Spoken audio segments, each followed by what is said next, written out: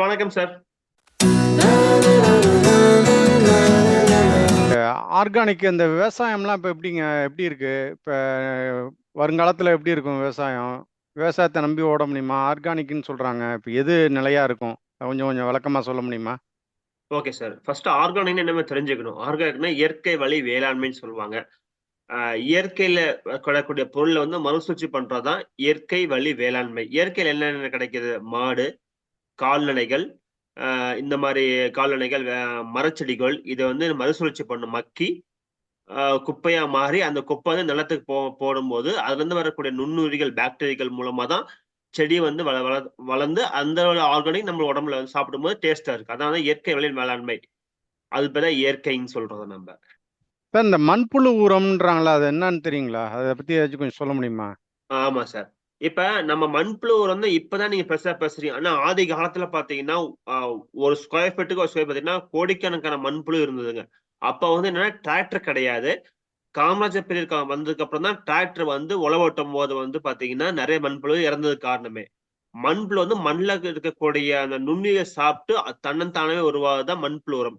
அதுவும் அதிகமா நம்ம வந்து வயல்ல இருக்கும்போது, எந்த விதமான ரசாயனமும் அளிக்க தேவையில்ல. பூச்சியே வராது. ஏன்னா, அந்த மண்புழு வேர்ல வந்து அந்த அளவுக்கு நுண்ணுயிர் ஊட்டம் குடுக்கும்போது, நல்ல செடி அமோக வளர்ச்சி அமோக வளர்ச்சி குடுக்குங்க. அதனால தான் மண்புழு வந்து அந்த காலத்துல இருந்தது. இப்ப நவடேஸ் டிராக்டர் நெறைய பேர் யூரியா போடுறாங்க, பொட்டாஸ் போடுறாங்க. அந்த ஹீட்னால மண்புழு செத்து போயிருது. இப்ப மண்புழு தனியா இந்த மாரி கவர்மெண்ட்லயே இப்ப நெறைய குடுக்க ஆரம்பிக்கிறாங்க. மண்புழு இந்த குப்பை கிடங்குல பார்த்தீங்கன்னா, அவங்களே மண்புழு தயாரிக்கிறாங்க.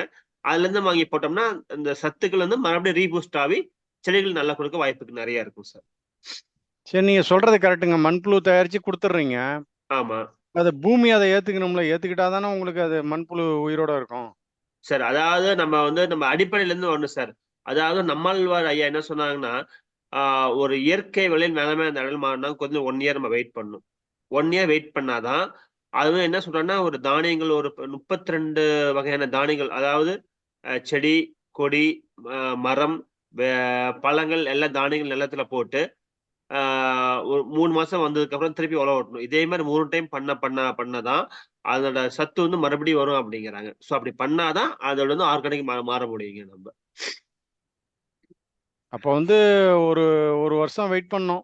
ஒரு நிலத்தை வந்து ஆர்கானிக்காக மாற்றணும்னா. ஆமா சார். ஆமா. அது வெயிட் பண்ணா தான் ரிசல்ட் கிடைக்கும். இல்ல அந்த அளவுக்கு வெயிட் பண்ண ம். முடியாதுன்னா, நம்ம வந்து நேச்சுரல் ஃபெர்டிலைசர் அதாவது பஞ்சகாவியம், ஜீவாமிர்தம் குடுக்கணும். ரெகுலரா குடுக்கலாம். ஆனா, அதுக்கு தகுந்த ஈல்டு கம்மியா தான் ஃபர்ஸ்ட் வருஷம் கண்டிப்பா கண்டிப்பா ஈல்டு கம்மியா தான் வரும். நாள் ஆக பார்த்தீங்கன்னா, அந்த எல்லாமே இந்த பஞ்சகவ்யம், ஜீவாமிர்தம் இந்த மாரி நாட்டு மாட்டு சாணி கலந்து அடிக்கும்போது, ஆ நுண்ணுயிர்கள் அதிகமா பெருகும்போது சத்துக்கு வந்து தேவையான எனர்ஜி நம்ம பூமியில கிடைக்குது. அப்ப ஆட்டோமேட்டிக்கா விளைச்சல் அதிகமாகறதுக்கு 100% வாய்ப்பு கிடைக்கும் சார். சரி, நீங்கள் சொல்கிறது கரெக்டுங்க. மண்புழு தயாரித்து கொடுத்துட்றீங்க. ஆமா. அது பூமி அதை ஏற்றுக்கணும்ல, ஏற்றுக்கிட்டா தானே உங்களுக்கு அது மண்புழு உயிரோட இருக்கும். சார் அதாவது நம்ம வந்து நம்ம அடிப்படையிலருந்து வரணும் சார். அதாவது நம்மாழ்வார் ஐயா என்ன சொன்னாங்கன்னா, ஆ ஒரு இயற்கை வழியில் நிலைமை நிழல் மாறினா கொஞ்சம் 1 இயர் நம்ம வெயிட் பண்ணணும். 1 இயர் வெயிட் பண்ணா தான், அதுவும் என்ன சொல்றாங்கன்னா, ஒரு தானியங்கள் ஒரு 32 வகையான தானியங்கள். அதாவது செடி, கொடி, அ மரம், வே பழங்கள் எல்லா தானியங்கள் நிலத்துல போட்டு, ஆ ஒரு 3 மாசம் வந்ததுக்கப்புறம் திருப்பி உழவு ஓட்டணும். இதே மாரி 3 டைம் பண்ண தான், அதோட சத்து வந்து மறுபடியும் வரும் அப்படிங்கிறாங்க. ஸோ அப்படி பண்ணா தான், அதோட வந்து ஆர்கானிக் மாற முடியுங்க நம்ப. அப்போ வந்து ஒரு ஒரு வருஷம் வெயிட் பண்ணோம். ஒரு நிலத்தை வந்து ஆர்கானிக்காக மாற்றணும்னா. ஆமா சார். ஆமா. அது வெயிட் பண்ணா தான் ரிசல்ட் கிடைக்கும். இல்ல அந்த அளவுக்கு வெயிட் பண்ண ம். முடியாதுன்னா, நம்ம வந்து நேச்சுரல் ஃபெர்டிலைசர் அதாவது பஞ்சகாவியம், ஜீவாமிர்தம் குடுக்கணும். ரெகுலரா குடுக்கலாம். ஆனா, அதுக்கு தகுந்த ஈல்டு கம்மியா தான் ஃபர்ஸ்ட் வருஷம் கண்டிப்பா ஈல்டு கம்மியா தான் வரும். நாள் ஆக பார்த்தீங்கன்னா, அந்த எல்லாமே இந்த பஞ்சகவ்யம், ஜீவாமிர்தம் இந்த மாரி நாட்டு மாட்டு சாணி கலந்து அடிக்கும்போது, ஆ நுண்ணுயிர்கள் அதிகமா பெருகும்போது சத்துக்கு வந்து தேவையான எனர்ஜி நம்ம பூமியில கிடைக்குது. அப்ப ஆட்டோமேட்டிக்கா விளைச்சல் அதிகமாகறதுக்கு 100% வாய்ப்பு கிடைக்கும் சார். சரி, இப்ப வெளியில ஆர்கானிக்ன்னு விக்கிறாங்க. அத எப்படி நாங்க ஆர்கானிக்ன்னு எப்படி கண்டுபிடிக்கிறது? அதுக்காச்சும் வழிமுறைகள் இருக்கா?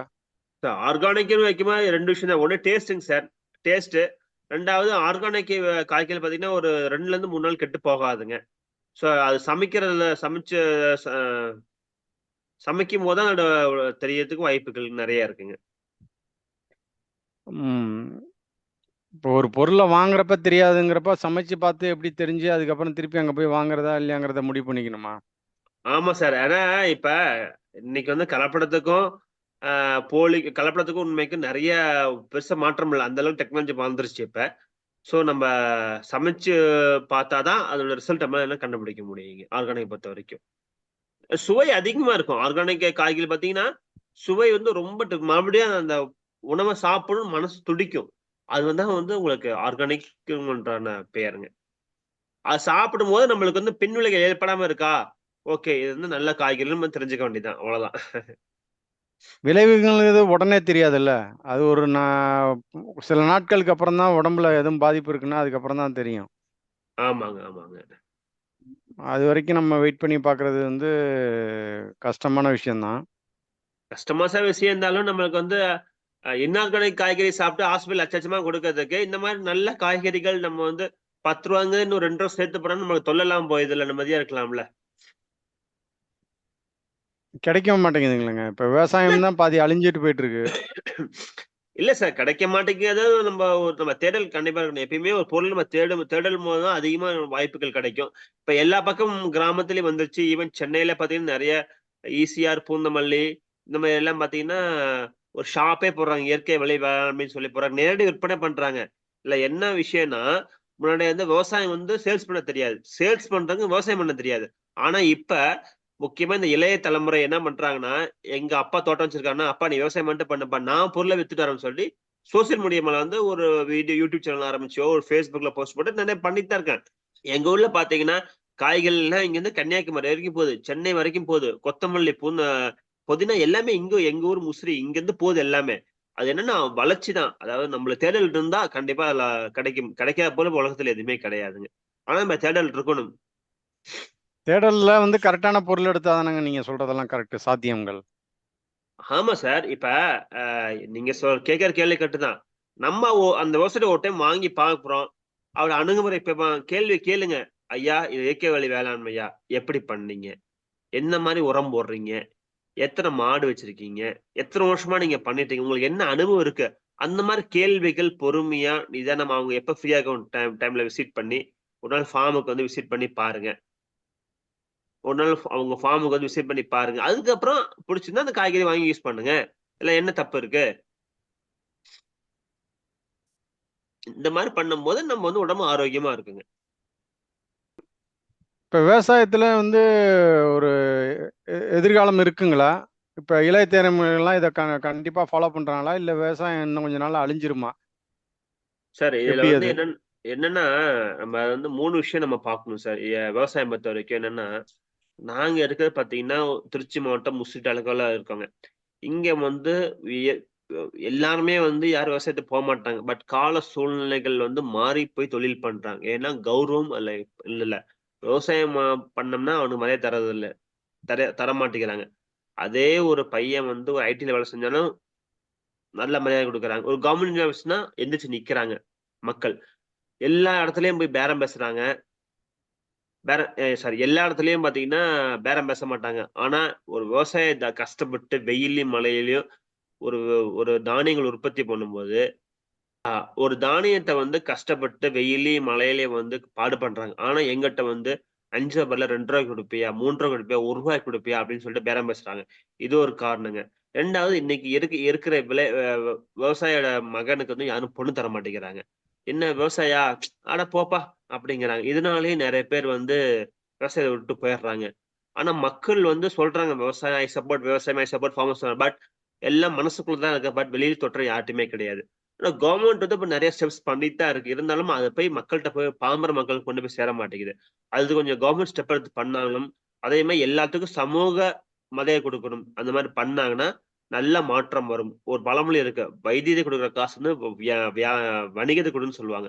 அதாவது நோய் வந்ததுக்கு அப்புறம் அந்த ஹாஸ்பிட்டல்ல போய் காசு குடுக்கிறத விட, நோய் வர்றதுக்கு முன்னாடி நம்ம விவசாயிகள் காசு குடுத்தோம்னா, அவங்க நல்ல தானியங்கள் பயிர் பண்ணி நம்மளுக்கு குடுப்பாங்க. இதுதான் வந்து நிரந்தரமான ஆரோக்கியம். ஆனா இன்னைக்கு இருக்க யங்ஸ்டர்ஸ் வராங்க. பட் ரொம்ப ஒரு எ இக்கரைக்கு அக்கரை அந்த மாரி ஒரு 2 மைண்ட்ல இருக்காங்க. மக்கள் எல்லாருமே வந்து விவசாயம் இல்லைன்னா ஒண்ணுமே இல்ல அப்படின்னு நினைச்சாங்கன்னா, விவசாயம் மாரி உலகத்துல யாரும் பணக்காரன் கிடையாது. நம்ம இப்ப சொல்றோம். ஒரு 40 வருஷம் பின்னோக்கி போங்க. அப்பல்லாம் எந்த தொழில் இருந்தது? மேனுஃபேக்சரிங் யூனிட் இருந்தது. Automobile industry. அப்பல்லாம் நம்ம அப்பா, அம்மா நம்மள படிக்க வைக்கலையா? அப்பல்லாம் நல்லா லாபம் இருந்தது. ஆனா, அப்ப வந்து மக்கள் வந்து அப்ப வந்து உணர்ந்தாங்க. விவசாயிகளே உணர்ந்தாங்க. இன்னைக்கு அப்படி கிடையாது. இன்னைக்கு ஹைபிரிட் ஒண்ணு வந்ததுக்கு அப்புறம் எல்லாமே விவசாயத்த விட்டு போறாங்க. இதுதான் விஷயம் சார் இப்போதைக்கு. அப்ப காத்திருப்பு தன்மை, பொறுமை இதெல்லாம் நெறையா இருந்ததுங்க. இப்ப அந்த மாரி இல்ல. இது பிற்காலத்துல இது கன்டின்யூ ஆகுமான்றது சந்தேகமான விஷயம் தாங்க. ஆமாங்க. இத அப்பல்லாம் பத்தி உங்களோட பார்த்தீங்கன்னா, கருத்து என்னங்க? அப்பல்லாம் பார்த்தீங்கன்னா, நாட்டு பருப்பு மட்டும் தான். நாட்டு காய்கள் மட்டும் தான் விளைவிச்சு சாப்பிட்டாங்க. இப்ப அப்படி கிடையாது. எல்லாமே ஹைபிரிட் வந்ததுனால, நோய்கள் அதிகமா வந்துட்டு இருக்கு. அ நாட்டோட விதைகள் வந்து ரொம்ப ரொம்ப கம்மியா போயிட்டு இருக்கு. ஸோ இதுதான் விஷயம். பட் எல்லாமே வரணும்னு தான் என்னோட தாழ்மையான வேண்டுகோளுங்க. இல்லங்க விதைகளே இப்ப கிடையாதுங்க. விதைகள நீங்க வந்து வேற யார்ட்டயோ கேட்டுட்டு தானங்க இருக்கீங்க. ஆமா உண்மதான், உண்மதான், உண்மதான், உண்மதான். இப்ப இருக்க விவசாயிகளுக்கெல்லாம் என்ன சொல்ல விரும்புறீங்க நீங்க? உங்களோட கருத்து என்ன? இளைய தலைமுறைகளுக்கு என்ன சொல்ல விரும்புறீங்க? சரி. நான் இப்ப இருக்க எல்லாத்துக்கும் நாங்க என்ன சொல்றோம்னா, நீங்க ஒரு பொருள உற்பத்தி பண்ணா, நீங்க வந்து மதிப்பு கூட்ட பண்ண ஆரம்பிங்க. மதிப்பு கூட்ட பண்ணா மட்டுமே தான் உங்க பொருள வந்து நீங்க வெற்றி அடைய அடைய முடியும். மதிப்பு கூட்டல் இப்ப வந்து நெறைய சோசியல் மீடியா வந்திருக்கு. நெறைய கவர்மெண்ட்ஸ் வந்து ஆஃபர் குடுக்குறாங்க. கவர்மெண்ட் வந்து நெறைய ஸ்கீம்ஸ் குடுக்குறாங்க. நீங்க அங்க போய் பயிற்சி பண்ணலாம். வியாபார வாய்ப்பு நெறைய இருக்கு. அப்படியே அள்ள அள்ள கொட்டி கிடக்கு. கடல் மாரி கொட்டி கிடக்குது. நம்ம கரெக்ட்டா ஃபோக்கஸ் பண்ணணும். சோசியல் மீடியா என்ற ஒரு சமூக வலைதளம் வந்து நீங்க கரெக்ட்டா நல்லது மட்டுமே நீங்க ஒரு விவசாயம் பண்றீங்களா? ஒரு ஒரு வீடியோ எடுத்து போடுங்க. இந்த மாரி நான் வந்து கத்திரிக்காய் பண்றேன். இங்க பாருங்க கத்திரிக்காய் இப்படி விளையுது. இது நாட்டு கத்திரியா? இந்த கத்திரிக்காய் என்னென்ன பயன்கள்லாம் இருக்கு? அதனால ஒரு சமூக நிலையில உங்களுக்கும் ஒரு ஒரு அடையாளத்த உருவாக்குங்க. அந்த அடையாளத்த பார்த்து உலகத்துல இருக்க எங்க வேணாலும் அத அத ஆர்கானிக் சாப்பிடுறவங்க இருக்கவங்களுக்கு நம்ம பேஜ ஃபாலோ பண்ணுவாங்க. பார்க்கும்போது, நீங்களும் நல்லா மிகப்பெரிய ஒரு ஆளா வரலாம். நீங்க வந்து ஆ நாங்க நல்லா இருக்கணும். அதாவது நீங்க நல்லா இருக்கணும். நோய் நொடி இல்லாம இருக்கணும்னா, அதுக்கு அடிப்படை காரணம் வந்து விவசாயம் மட்டும் தான். அதுவும் ஆர்கானிக் விவசாயம் மட்டும் தான். நாட்டு விதைகள், நாட்டு காய்கறி சாப்பிட்டா மட்டுமே தான் தீராத தொற்று வகைகள்ல வந்து முழுமையா குணமடையும்ன்னு சொல்லிட்டு முன்னோர்கள் வாக்கு அப்படின்னு சொல்றாங்க. ஸோ சமூக வலைதளம் நல்லா பயன்படுத்திங்க. எல்லாமே ஆரோக்கியமா இருங்க. நன்றி. வணக்கம். நன்றி, வணக்கங்க. இந்த தலைப்புகள் பிடித்திருந்ததுன்னா சப்ஸ்கிரைப் பண்ணுங்க.